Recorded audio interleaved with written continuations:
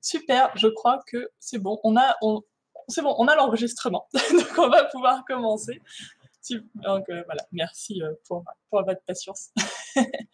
Donc, merci à vous d'être présent et présente sur cette table ronde.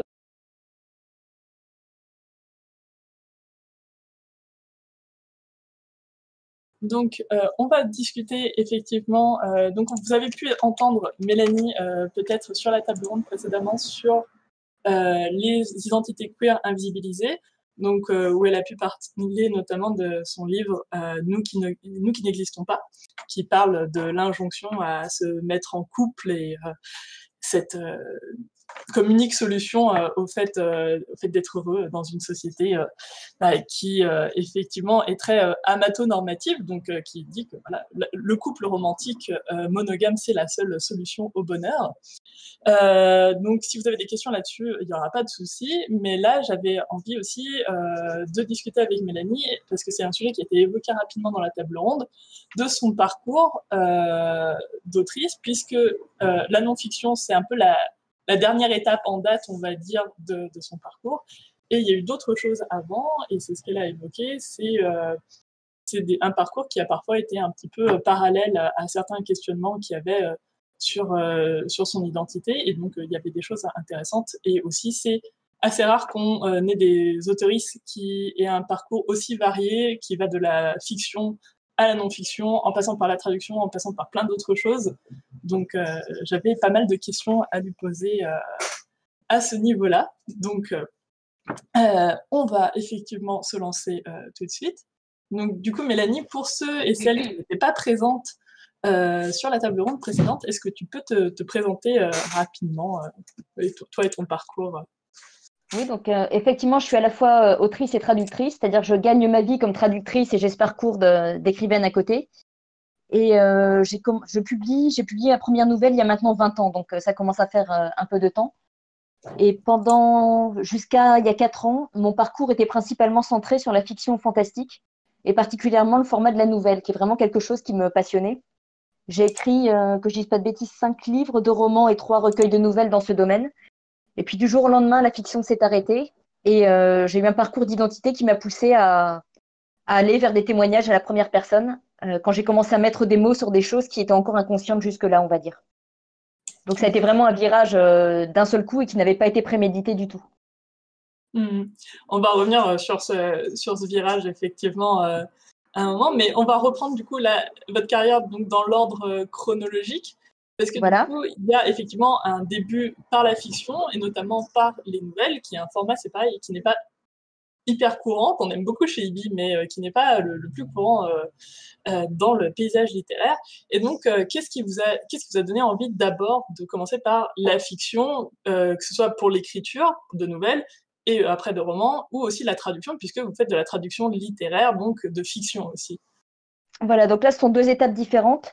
La fiction, c'est venu disons que depuis l'enfance, j'ai toujours un peu bricolé avec tout ce qui était dessin et écriture. C'était plus le dessin au départ, en tâtonnant sans vraiment savoir où j'allais me fixer.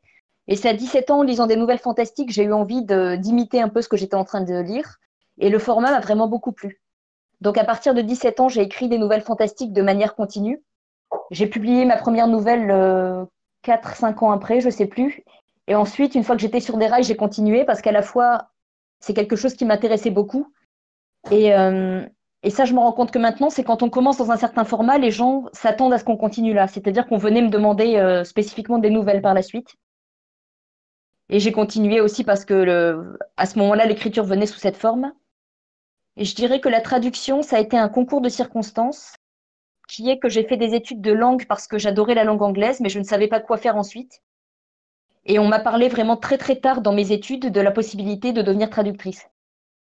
Soit dans l'audiovisuel pour des sous-titres, soit la traduction littéraire.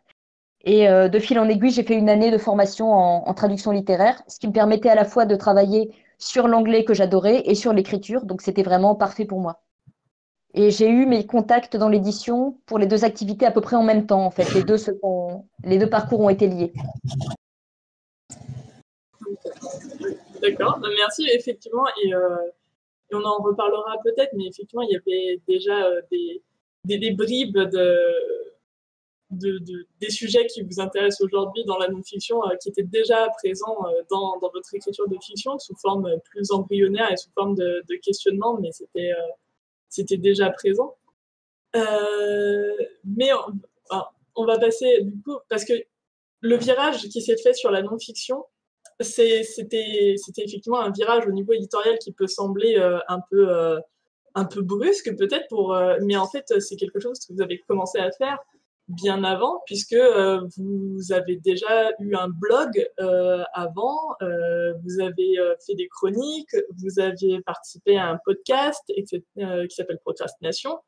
Donc, est-ce que c'est toutes ces formes qui ont commencé à vous intéresser comment est-ce que ça s'est passé, cet intérêt pour la non-fiction En fait, je pense que depuis vraiment très très longtemps, j'ai un intérêt j'ai une pulsion d'écriture, je dirais, qui est très forte, que j'explique maintenant par le fait que je suis quelqu'un qui est pas très à l'aise à l'oral et souvent, je me suis rendu compte que je m'exprimais beaucoup mieux à l'écrit. Donc, j'ai le réflexe. Je pense par exemple, j'ai un réflexe qui est né dès l'adolescence, c'est que je lisais beaucoup de revues de cinéma et quand je voyais un film et que le film m'avait plu, je m'amusais à écrire des chroniques. C'était vraiment un acte très spontané.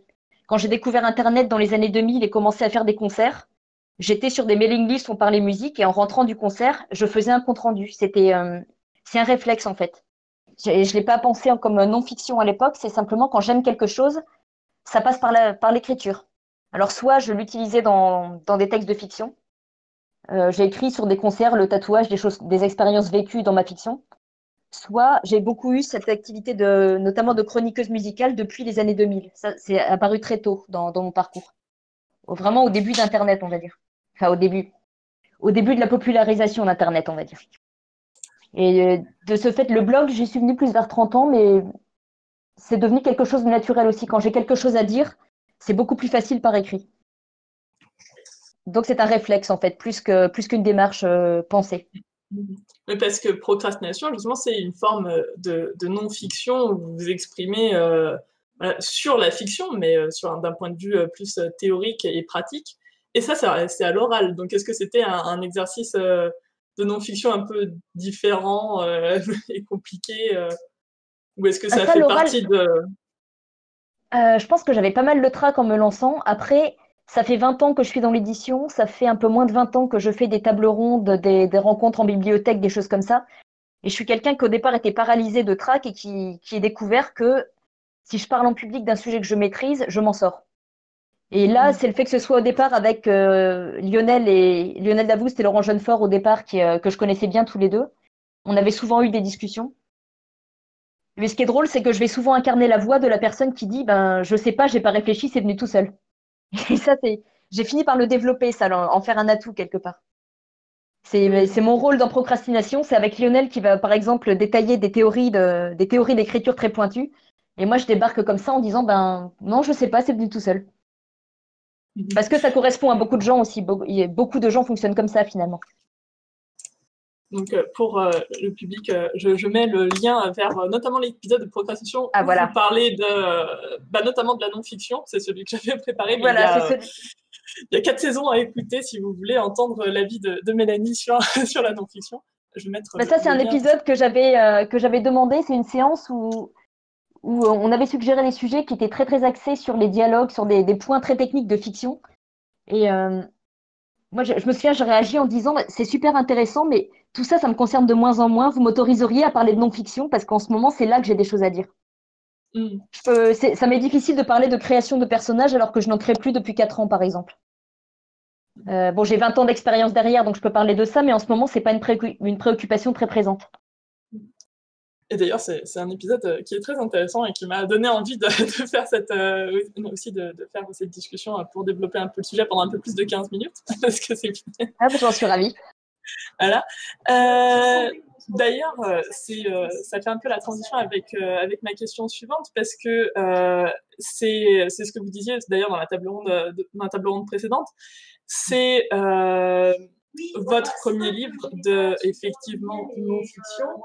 C'est l'extension d'un billet de blog qui effectivement est un témoignage. Et du coup, est-ce que la forme du témoignage, ça vient de ça? Est-ce que ça vient de cette expérience du blog? Est-ce que vous aviez envie de parler plus directement à vos lectrices sans le filtre de la fiction? Pourquoi en fait cette forme du témoignage spécialement dans votre premier livre de non-fiction, donc qui est Nous qui n'existons pas? C'est pareil, je vais remettre le lien vers le livre dans le chat. Mais Par donc contre, pourquoi cette forme? j'entends une voix en fait parasite. Je sais pas d'où elle vient. Pardon, j'avais pas remarqué, j'avais pas entendu parce que j'ai le casque qui bloque complètement le son. Donc je vais D'accord. C'est bon. Est-ce que vous l'entendez toujours? Je me suis mis un peu plus loin et avec Oui. Ah zut. Attendez, je vais régler ça. Donc je. Ah, ça y est. Là, ça y est, c'est parfait.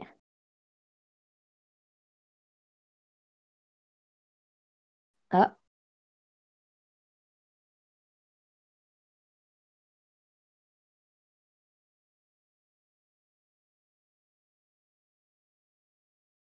Est-ce que vous m'entendez toujours?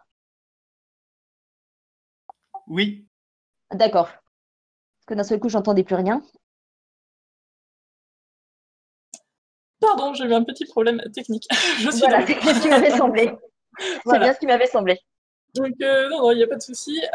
Donc, c'était la question du témoignage, donc. Voilà, c'était la question de pourquoi la forme du témoignage. En fait, ouais, ce qui s'est passé, c'est que j'ai eu, à partir d'il y a 4 ans, une suite de déclics, on va dire, qui m'ont fait prendre conscience justement de mon identité, de mon fonctionnement autour de l'absence de couple et du problème de l'absence de représentation de tout ça dans les médias, dans la fiction. Euh, il y a eu peut-être une réflexion d'1 an autour de ça qui m'a fait changer mon point de vue, passer de j'ai un problème que je dois résoudre à finalement la société a un problème parce qu'il y a des sujets qu'on n'aborde pas en schématisant. Et une suite de déclics, vraiment de conversations que j'ai eues avec des gens, m'a donné envie d'écrire un billet de blog qui est né vraiment du jour au lendemain et qui était une forme de coming out. C'est que je me suis rendu compte que je cachais ça depuis trop longtemps et que j'avais pas forcément de raison de le faire, que ça commençait à me peser de ne pas pouvoir avoir certaines conversations avec les autres. Et surtout, j'ai découvert, et j'avais déjà 40 ans, qu'il y avait d'autres personnes comme moi. Pour la première fois, une personne à qui je disais je veux pas être en couple m'a dit mais tu sais, je connais quelqu'un d'autre qui est comme toi. Et ça paraît absurde avec le recul, mais ça a été une révélation. On m'avait jamais dit ça. Et d'un seul coup, je me suis rendu compte qu'il fallait que j'écrive sur le sujet, à la fois moi pour me libérer de ce secret et pour essayer d'atteindre d'autres personnes. Donc, je fais ce texte qui s'appelle Vivre sans étiquette, voilà qui est sur mon blog. Je viens de poster le lien. Et voilà, il est apparu au moment où j'en parlais, c'est magnifique. Et donc, il y a eu ce texte que j'ai publié un jour, il y a maintenant 3 ans, et qui a eu pas mal de retentissement. Je m'attendais pas au retour que j'ai eu. Et à la fois, j'ai eu des retours de personnes qui me remerciaient d'en avoir parlé parce que ça les faisait réfléchir sur un sujet auquel ils n'avaient jamais pensé. J'ai eu pas mal de personnes qui sont venues me dire, bah moi aussi, je suis comme ça, et des fois des gens que je connaissais depuis des années. J'ai senti qu'il y avait quelque chose, et des personnes m'ont dit spécifiquement, mais tu sais, tu viens de poser des mots à un endroit où il n'y en avait pas. Alors en réalité, il y avait sans doute des choses écrites ailleurs, mais on n'y avait pas forcément eu accès. Et j'ai été assez chamboulée par les retours sur ce billet, et frustrée aussi parce que je me suis rendu compte que c'était pas suffisant. Et peut-être 3 semaines après, je me suis mise à écrire un texte, et du coup, qui est un prolongement. Donc la forme ne s'est pas posée finalement. J'ai une histoire à raconter. Je sens que je dois la raconter comme ça, et je vais faire comme j'ai procédé sur ce billet de blog. Il me semble que c'est la chose à faire. Mais ça a été vraiment quelque chose de très direct. J'ai un objectif de clarté. Il faut que je raconte ça. C'est un sujet complexe. Je vais essayer de le rendre le plus simple possible. Et d'ailleurs, ça ne parle pas que de cette injonction de couple, ça parle d'autre chose, ça parle d'écriture, ça parle c'est vraiment un témoignage, c'est pas du tout enfin, pour les personnes que ça intéresserait de découvrir l'ouvrage, c'est vraiment un témoignage qui mêle plein de choses, qui mêle plein d'aspects de votre vie et qui est très intéressant à ce niveau-là, enfin, personnellement, je trouve. Il parle aussi d'écriture et de ce qu'on met d'inconscient. Disons que de manière générale, je le présente souvent comme un texte sur l'expérience de vivre en dehors de la norme et de quelle manière c'est destructeur quand on ne nous apprend pas qu'on a le droit d'être ce qu'on est. Et pas mal de gens me disent qu'ils se sont reconnus à d'autres niveaux. Et un sujet que je voulais aborder aussi, c'est la difficulté de grandir, parce que on entend souvent ce discours, et je pense que beaucoup de gens ici l'auront entendu. De dire, mais les étiquettes, c'est n'importe quoi, on en invente tout le temps. Pourquoi est-ce qu'on s'enferme dans des cases? Et un des déclics de ma prise de parole, ça a été d'expliquer aux gens que, ben non, en fait, une étiquette, ça nous dit qu'il y a d'autres personnes comme nous. Et grandir sans avoir une étiquette et sans se reconnaître dans quelque chose d'existant, c'est extrêmement douloureux, en fait. Et ça, c'est un sujet que j'avais pas vu souvent abordé non plus. Et d'ailleurs, en parlant de cette démarche qui est effectivement assez militante, puisqu'il y a une revendication sur il y a des choses qui pourraient simplifier la vie de toutes les personnes finalement qui vivent en dehors de la norme et qui ne sont pas faites dans notre société, et au contraire, on va critiquer le fait de chercher des étiquettes, etc. Donc voilà, il y a un aspect quand même clairement engagé, d'ailleurs nettement plus engagé que dans votre fiction. Est-ce que c'est la forme de la non-fiction qui vous a permis d'être plus libre, on va dire, sur l'expression de cet engagement, ou est-ce que c'est parce que vous aviez envie d'écrire de manière plus engagée que vous êtes passé par la non-fiction, parce que ça semblait plus naturel d'utiliser la non-fiction pour parler de choses engagées? Entre le fond et la forme, qu'est-ce qui est venu en premier? Est-ce que c'est venu ensemble? Je pense que le fond a dicté la forme, mais en fait, ça m'amuse quelque part, je vais expliquer pourquoi, d'entendre parler d'engagement et de démarche militante. Parce qu'en fait, pendant une grosse partie de ma vie, moi, je suis entourée de beaucoup de personnes très militantes et j'ai longtemps complexé de ne pas savoir faire ça. Et c'est que je ne sais pas parler le langage militant tel que le pratiquent beaucoup de gens autour de moi. C'est quelque chose qui m'est assez étranger. Et en plus, je ne sais finalement m'engager que sur des sujets que je connais extrêmement bien et d'expérience directe. Et j'ai mis très très longtemps à me rendre compte qu'il y avait des sujets sur lesquels j'avais quelque chose à dire moi que d'autres ne diraient peut-être pas. Ça a mis plus de 40 ans. Donc du coup, j'ai jamais eu une démarche engagée avant parce que je ne savais pas que j'avais des choses à apporter quelque part. Et je me suis rendu compte que je suis souvent plus à l'aise. Disons que je me suis découvert une capacité pour aborder des sujets qui sont pas beaucoup abordés. Et je sais pas tellement militer sur des sujets plus répandus, on va dire. Mais mon créneau à moi, c'est plutôt il y a quelque chose là que j'ai pas vu aborder sous cet angle. Des fois des zones grises ou des choses un peu complexes, et je vais essayer de pas forcément d'avoir un discours structuré, mais d'essayer de vous mettre à ma place. Je vais vous expliquer quelque chose auquel vous n'avez pas pensé. C'est plus cette démarche-là. Et souvent, ça naît d'un manque, c'est-à-dire que j'écris sur ces choses-là parce que je ne les ai pas lues ailleurs. Et parce que j'ai l'impression que moi, j'ai quelque chose à dire et je sais comment. C'est un jour, je sais comment faire ça. Mais c'est très instinctif finalement. Donc c'est c'est quelque chose dont on entend beaucoup parler, la question du être concerné par quelque chose et donc en parler. C'est quelque chose qui fait beaucoup débat en ce moment. Donc est-ce que c'est là-dessus, sur la question du on voice, en fait, sur le terme anglais, est-ce que c'est là-dessus que vous vous situez, en fait, sur le fait de je vais en parler parce que c'est ma place dans le monde et que donc j'ai des choses à dire dessus? Finalement, oui. Après, c'est tout simplement parce que oui, comme je disais, c'est parce que j'ai l'impression que je sais en parler, parce que j'ai suffisamment. Je pense que j'ai une réflexion nourrie pendant assez longtemps, en sous-marin peut-être, et j'ai une espèce d'aisance maintenant à parler de ça, mais ça a pris du temps à se préparer. Mais c'est drôle, j'ai du mal à répondre à cette question parce que justement, je me considère pas forcément comme quelqu'un de militant de manière classique, et j'y suis arrivée presque par hasard pour remplir remplir un vide. Ça paraît prétentieux de dire comme ça. Il y a d'autres personnes qui l'ont fait, mais juste. C'est la première fois de ma vie que j'ai compris pourquoi des gens disaient parfois j'ai écrit le livre que j'aurais aimé lire mais que je n'ai pas trouvé. C'est la première fois de ma vie que j'ai raisonné comme ça en fait. C'est moi, il m'a manqué ça, donc peut-être que si moi j'écris ça, je l'ai fait pour moi aussi parce que j'en ressentais le besoin, mais aussi de me dire c'est bien que ces mots-là existent quelque part et peut-être que des gens vont tomber dessus et que ça va les aider.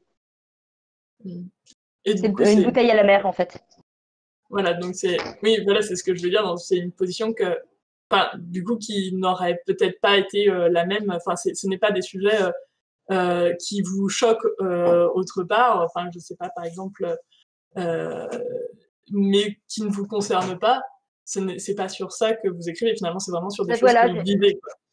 J'ai toujours cette impression que je comprends pas forcément des sujets que j'ai pas vécu moi-même. Il y a beaucoup de sujets d'actualité ou autres où je reconnais tout à fait qui sont importants, mais j'ai rien à dire dessus. Il y a des sujets qui vont me préoccuper, mais sur lesquels je suis incapable d'écrire, sur l'écologie ou sur les droits des animaux, des choses comme ça. Je n'ai aucun discours. C'est assez curieux. Je ne sais pas écrire sur ces choses-là et d'autres savent le faire. Donc moi, je vais plutôt aller à l'endroit où j'ai l'impression, où mon expérience commence à m'avoir dit que j'ai trouvé des choses à dire que d'autres ne savaient pas forcément dire. Hmm. Oui, et effectivement, enfin, du coup, ça apporte quelque chose, effectivement, ce témoignage. Enfin, clairement, c'est d'ailleurs aussi pour ça qu'on vous a invité, c'est parce qu'on pensait que justement c'était un témoignage qui était intéressant et important. Donc voilà. Alors, une autre question un peu plus technique finalement, mais parce que c'est aussi intéressant, on a pas mal de personnes qui écrivent, qui sont sur le Discord. Qu'est-ce que ça a changé dans votre approche de l'écriture, vraiment techniquement, effectivement, de vous passer de personnages, d'avoir une construction complètement différente, de passer de la fiction à la non-fiction? Est-ce que ça a été difficile ou est-ce que au contraire vous avez pu apprendre des choses que vous avez appris dans la fiction et les importer en fait dans la non-fiction?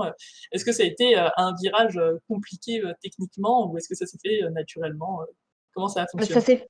ça a été vraiment très facile et j'ai l'impression que c'était un peu libérateur parce que je complexais beaucoup que l'écriture s'arrête.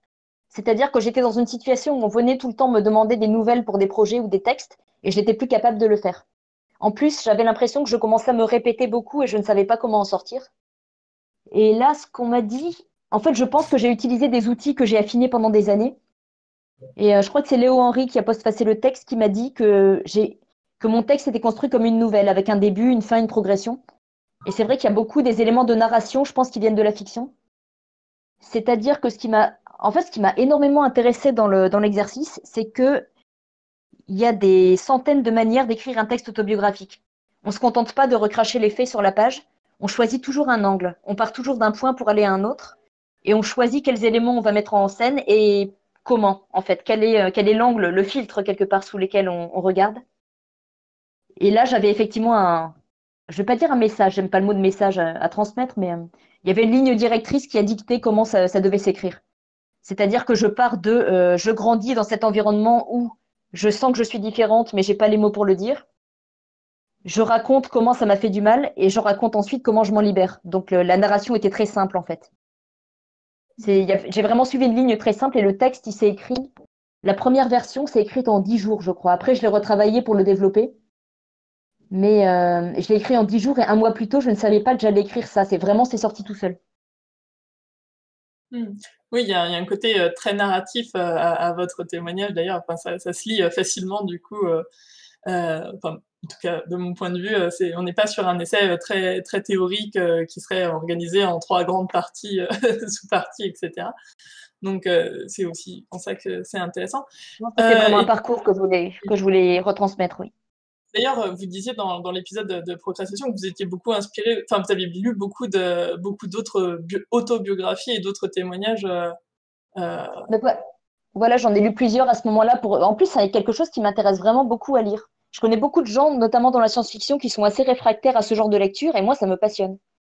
Et ce que je trouvais intéressant, c'est justement ce que je disais, comment on prend des éléments de sa vie et comment on le raconte à travers un. En fait, soit on fait une sorte de journal où on va raconter les choses au fil du temps, soit on a un angle, quelque chose qu'on veut traiter, et tout va être passé par ce filtre. Et j'ai trouvé ça vraiment passionnant à observer. hmm.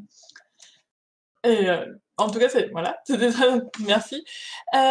Et vous l'avez évoqué aussi rapidement, mais effectivement, comment est-ce que ça s'est passé les retours de l'extérieur en fait, des lectrices, des éditrices, etc. Quand vous avez pris ce virage de ne plus écrire de la fiction, mais d'écrire de la non-fiction, est-ce que c'est quelque chose qui a été bien reçu? Est-ce que ça a été compliqué de trouver un nouvel éditeur? Est-ce que les lectrices continuent à vous réclamer des nouvelles? Comment est-ce que ça se passe globalement?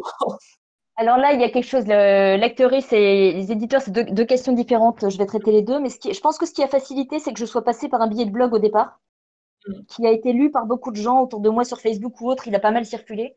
Ce qui fait que la plupart de mes amis, de mes lecteurs, de mes collègues, les gens en tout cas qui me suivent sur les réseaux ou autres, étaient au courant de ça et avaient lu le texte. Et certains avaient été assez impressionnés par le texte. Donc, quand j'ai annoncé que j'écrivais sur le sujet, ils situaient déjà à peu près ce que c'était.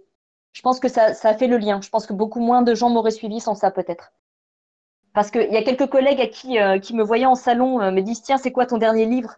Et je leur dis, c'est autobiographique. Ils l'ont reposé. Ils n'ont même pas voulu savoir ce que c'était. Alors que les gens qui avaient suivi le questionnement ont été déjà intrigués par ça. Donc, je pense que ça a aidé. J'ai eu un seul retour négatif, littéralement un seul, une critique qui m'a un peu démolie et qui, je pense, avait pas compris le projet simplement. Et ce qui me frappe, c'est que c'est un livre qui a pas eu un, il n'a pas vendu des millions d'exemplaires, mais par contre, il y a eu du bouche à oreille et j'ai encore des retours 2 ans après dessus. C'est un livre qui continue à vivre sa vie. Alors après, sur la question de trouver un éditeur, ça a été plus compliqué parce que je savais que je pouvais pas le proposer à mes éditeurs habituels. C'était pas leur créneau. Donc au départ, je me suis dit que j'allais peut-être cibler des éditeurs plus de blanches en fait, qui faisaient des essais, et j'ai pas réussi à trouver. On m'a suggéré d'en contacter quelques-uns, mais j'ai pas vraiment. Enfin, c'était un peu compliqué. Jusqu'à ce que, à un moment donné, en fait, les éditions Dystopia que je connais depuis très très longtemps, on a travaillé ensemble, sont des amis de longue date. J'avais pas pensé du tout à leur soumettre le livre. Je pensais que vraiment c'était pas leur truc. Et un jour, pendant une conversation, ils ont demandé à le lire plus pour me dire, ben, peut-être qu'on pourra te dire à qui l'envoyer. Et en fait, ils ont eu un coup de cœur et ils ont considéré que c'était dans leur ligne et dans la lignée de ma fiction et qu'ils voulaient absolument le faire. Et une fois que ça a été décidé, c'était une évidence qu'on devait le faire ensemble. Mais il y a eu un questionnement de plusieurs mois où je ne savais pas quoi faire de ce livre. C'est pas si simple en fait, parce que en fait, je peux me tromper, mais j'ai l'impression que dans la science-fiction, on est peut-être plus cloisonné parce que je vois des écrivains. Dans Procrastination, je citais par exemple Nancy Houston, dont j'ai lu à la fois des essais et de la fiction, et tout est publié chez Actes Sud dans la même collection, et ses lecteurs vont vers l'un ou l'autre indifféremment. La question ne se pose pas pour elle, par exemple. Alors que pour moi, c'était compliqué de savoir où placer ce texte, jusqu'à ce que Dystopia m'ouvre cet espace. Et par contre, oui, je vais rajouter, effectivement, on me demande encore de temps en temps si je sens que des gens attendent que je me remette à la fiction. Et moi, je sens que pour l'instant, c'est terminé. Mais il y a encore des personnes, je sens, qui continuent à espérer que j'y revienne et la question revient assez souvent. Je pense que pour l'instant, c'est pas du tout à l'ordre du jour. Je sais, quelque part, c'est un outil que je ne sais plus utiliser. C'était beaucoup un outil pour dire des choses inconscientes, j'ai l'impression. Et maintenant que je sais quelles étaient les clés, je sais pas coder consciemment. C'est intéressant, effectivement, comme point de vue. Ça rejoint un peu ce que vous disiez, effectivement, sur les choses qui étaient en questionnement dans votre fiction et qui sont plus explicites Ben voilà, je dans pense que les... pour moi, la fiction, c'est très très fort une question l'expression d'une quête d'identité. Et je repense à ça, c'est que ma mère m'avait dit que quand j'étais petite et qu'elle me voyait dessiner, écrire, etc., et particulièrement dessiner, elle avait l'impression que je cherchais à exprimer des choses. Je pense qu'il y avait quelque chose de cet ordre-là. Il y a quelque chose qui cherchait à sortir et je ne savais pas par où le sortir. Et toute mon expression par l'écriture ou le dessin, c'était ça finalement. En tout cas pour la fiction. Et il y a d'autres choses que vous avez eu envie d'exprimer, puisque a priori, il y a un autre livre qui sort bientôt, en tout cas normalement, c'est L'année suspendue. Voilà. Vous allez parler de l'autisme et de votre parcours vis-à-vis de ça. Donc, est-ce que vous pouvez déjà nous en parler un petit peu Oui, bien sûr. Je vais Ça, le mettre ça a été finalement la conséquence directe de toute cette démarche de coming out, de publication du livre. C'est-à-dire qu'après, il y a pas encore 2 ans, il y aura 2 ans cet automne, une personne qui me connaissait un peu, qui venait de lire mon livre, m'a dit, mais tu sais, je me demande depuis longtemps si t'es pas sur le spectre de l'autisme. Et en lisant ton livre, notamment quand tu parles de fatigue chronique et de burn-out, c'est assez typique en fait des adultes non diagnostiqués. Et sur le moment, ça a été un peu un choc à recevoir et je suis allée me documenter et c'est devenu là d'un seul coup, j'ai trouvé la pièce manquante. C'était évident. Plus je lisais sur l'autisme et plus ça me sautait à la figure que c'était ça. Et bon, j'ai eu un parcours un peu compliqué pour me faire diagnostiquer ensuite. Je l'ai été là en janvier cette année. Et c'est quelque chose qui à la fois est dans la continuité directe de ces questionnements et qui en même temps remue énormément de choses. C'est un parcours très très difficile à traverser.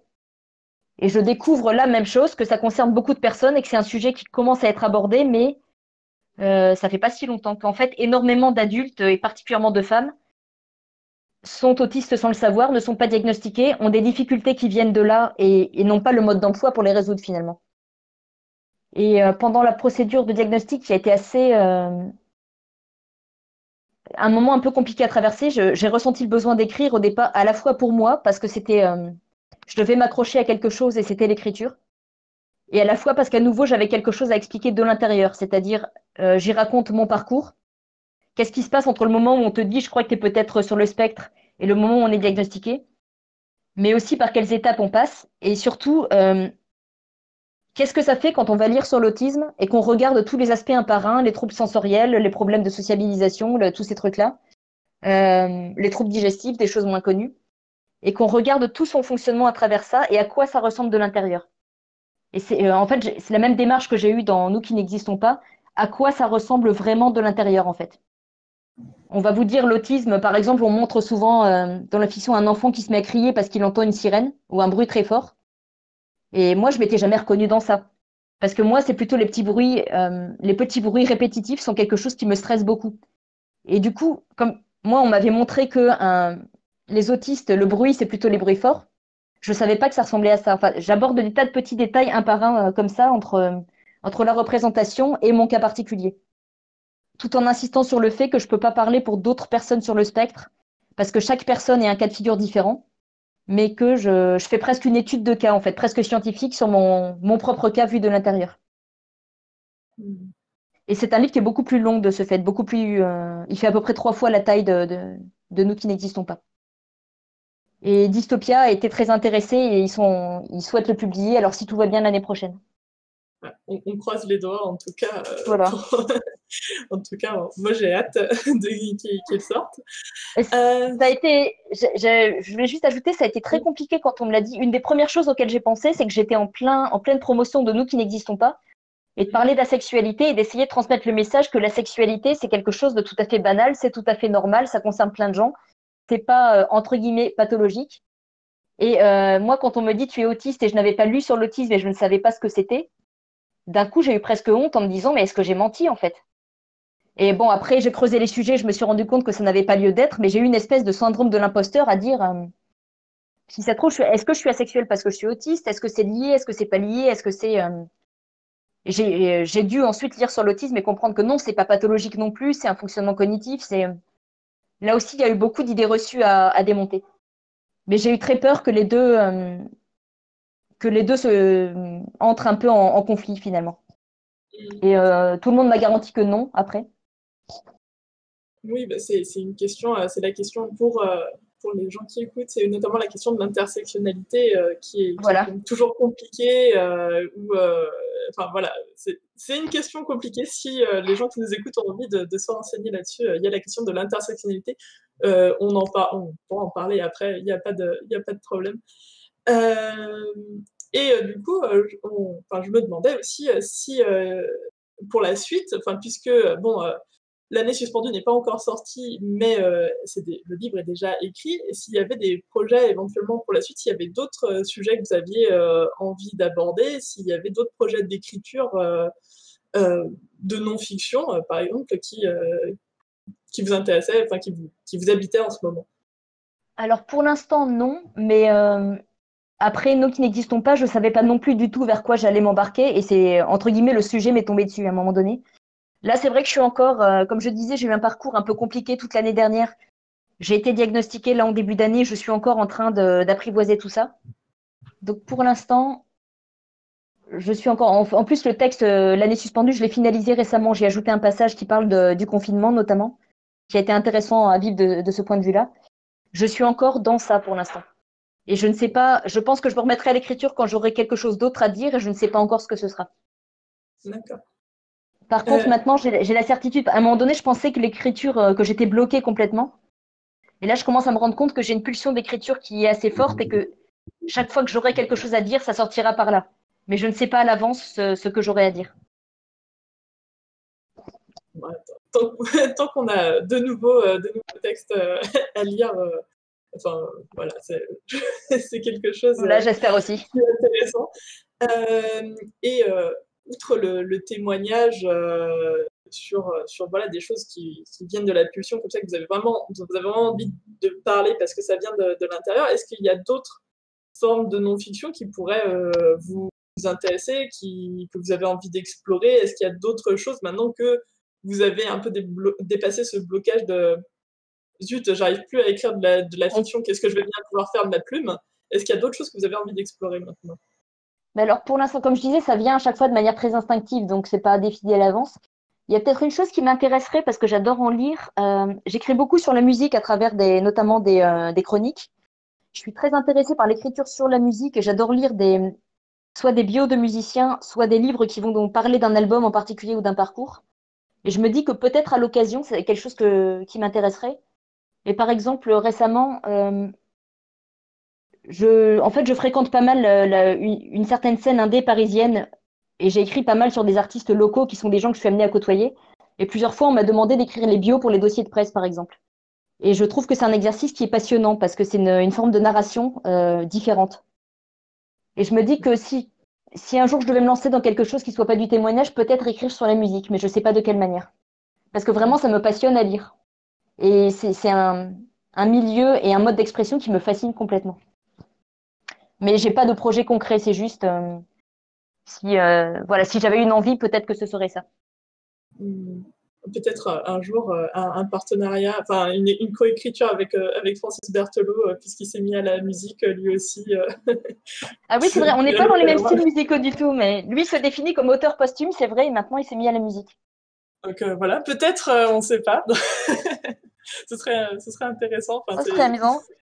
Bah, c'est pas forcément sur ce genre de musique, mais c'est vrai que Francis, on a pour bien le connaître, on a pas mal de similitudes dans nos parcours et notre approche de l'écriture. On s'en est souvent étonné d'ailleurs. En tout cas, Mais par contre, ça marche. ouais. Bon, merci pour tout ça, pour ce résumé de votre parcours qu'on a fait un peu rapidement, qu'on a balayé à grands traits. Mais voilà, si j'ai posté un peu plusieurs liens donc dans le chat si les gens veulent s'intéresser plus précisément à tous ces sujets. Je ne sais pas s'il y a des questions dans le chat. Vous avez été sages et silencieux. Vous nous avez bien écoutés. Donc je ne sais pas s'il y a des choses sur lesquelles vous vouliez réagir, rebondir, poser des questions. On est encore là pour une dizaine de minutes, a priori. On a tout notre temps. Voilà. Donc n'hésitez pas, ne soyez pas timide, promis. Personne ne mord ici.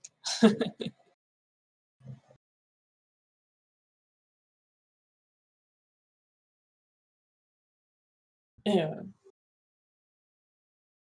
je vois quelqu'un qui écrit dans le chat. Ah oui. Donc une question apparemment. Ah, zut, ce faux espoir arrive. Oui, il y a quelque chose Je suis en train de chercher s'il y a des aspects qu'on n'a pas couverts ou des choses à ajouter. J'avais peur qu'on déborde, mais du coup, c'est... non, mais c'est pas vrai. Enfin, c'était Quelqu'un est en intéressant. train d'écrire. Voilà. C'était intéressant d'avoir un format avec une seule personne pour développer les Oui, moi, ça réponses. m'intéresse beaucoup. C'est vrai que c'est des sujets que j'ai pas souvent l'occasion d'aborder. On a beaucoup de questions sur l'écriture de fiction et c'est quelque chose je vais pas dire qui me concerne de moins en moins, mais je m'y reconnais de moins en moins. Et c'est vrai que pourtant, c'est beaucoup des manuels d'écriture qu'on a dans la non-fiction souvent. Qu'on a, donc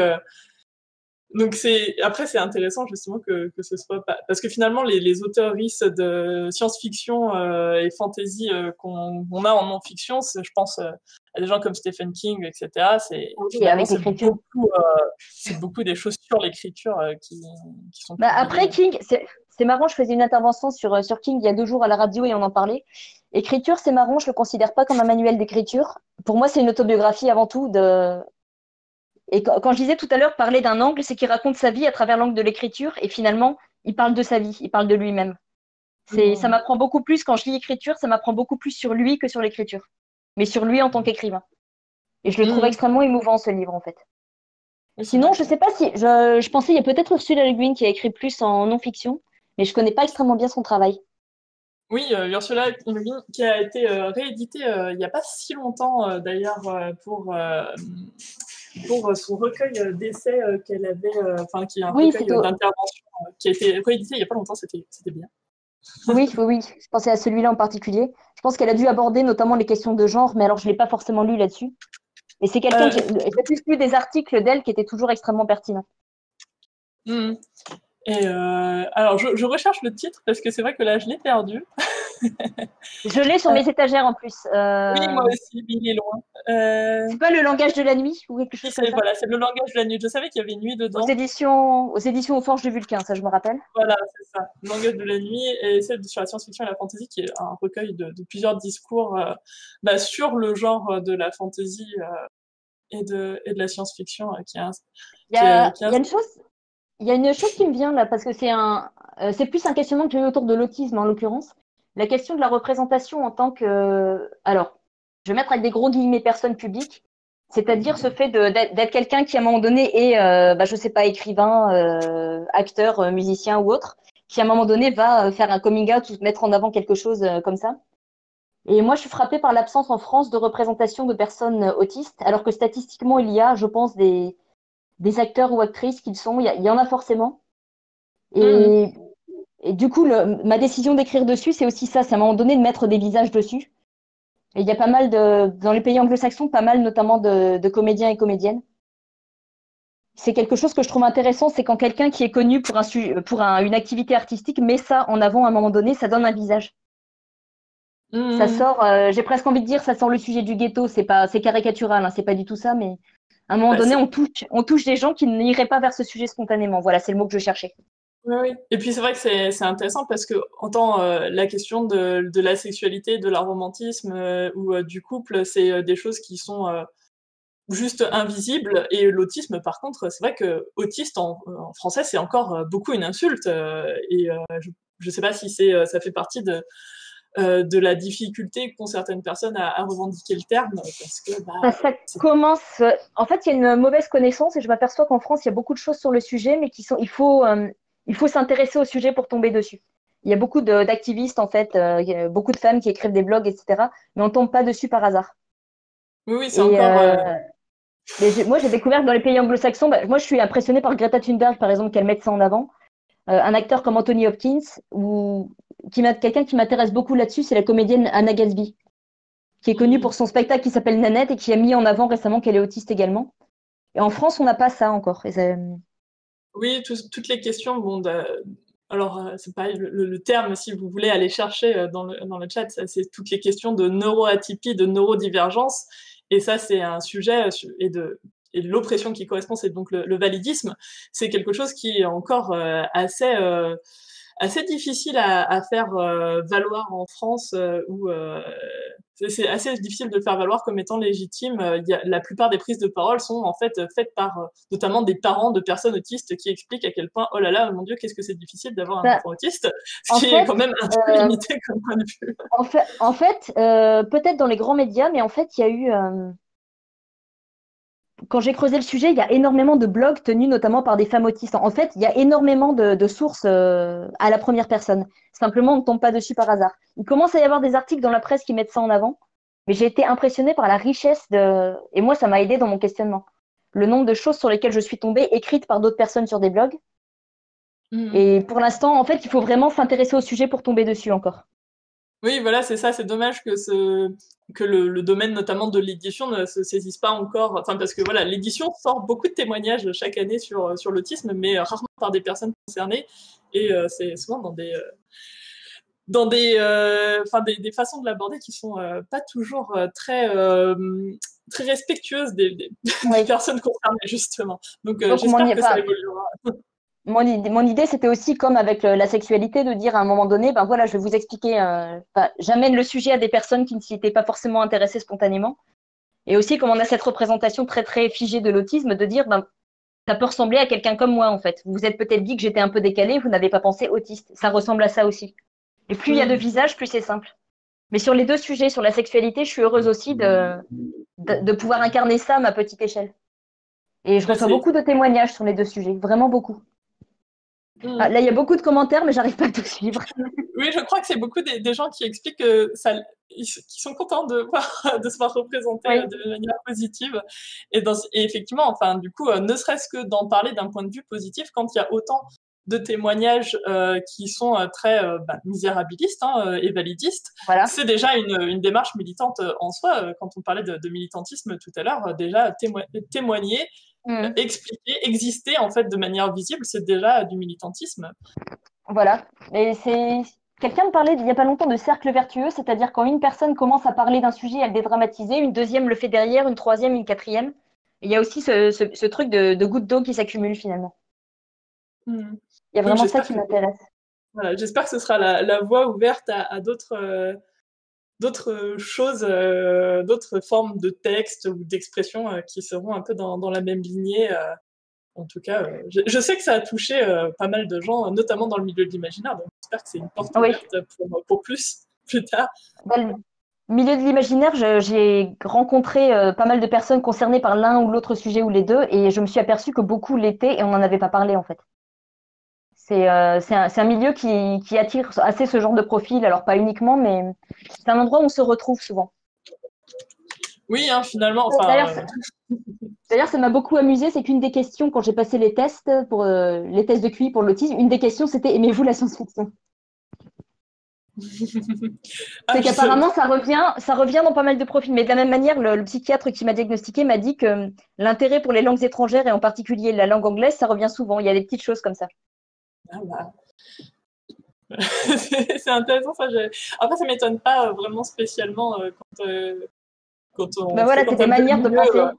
Il y a Disons des, il y a... il y a des schémas cognitifs particuliers qui se retrouvent, on va dire. Parce qu'après, Oui, on va oui, pas, je veux surtout pas rentrer dans la caricature de le lecteur de science-fiction. Enfin, je sais pas. C'est déjà assez déconseillé. non, non, non, clairement, mais enfin, enfin, on va faire une table ronde là-dessus demain, donc si vous voulez venir, sur notamment pourquoi il y a autant de personnes queer dans la SFFF, enfin, quelle est la représentation queer dans les littératures de l'imaginaire, et qu'effectivement, c'est des fois, c'est pas juste un hasard si on est aussi nombreux et nombreuses dans ces domaines. Il y a peut-être des choses comme ça qui nous parlent dans ces domaines, on va dire. Donc, sur la neuroatypie, peut-être aussi, et la neurodivergence aussi. Donc, voilà. Et d'ailleurs, j'en profite, puisqu'on arrive au bout de notre session, pour vous dire que juste après, vous pouvez venir écouter la discussion sur le recueil annuel des éditions IBI, donc Faux Semblant, qui va être aussi sur le Discord, pour pouvoir venir écouter en changeant juste de channel. Et sinon, sur Twitch, il va y avoir donc notre streameuse Morxine qui va streamer donc un jeu de drague avec des papas sexy qui s'appelle Dream Daddy. Donc c'est un peu changement d'ambiance, mais c'est très chouette, c'est très drôle, léger et une représentation gay assez cool qui change un peu de ce qu'on a d'habitude. Donc n'hésitez pas à aller voir sur son stream parce qu'on a aussi du contenu. On ne parle pas que de livres dans cette convention. On ne parle pas non plus que de dessins. On parle aussi de jeux vidéo. On a toute une programmation là-dessus, donc n'hésitez pas à aller voir. Euh, et puis voilà. Je ne sais pas si Mélanie, vous avez un mot de la fin puisqu'on arrive au bout de notre créneau.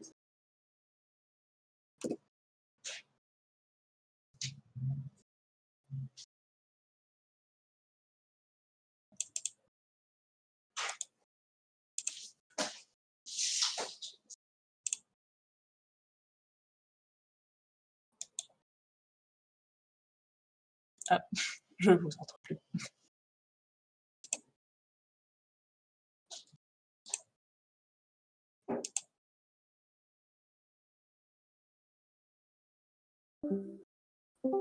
Allô.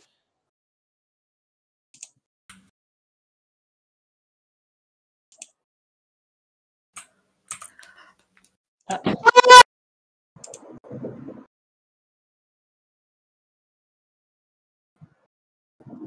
Bon.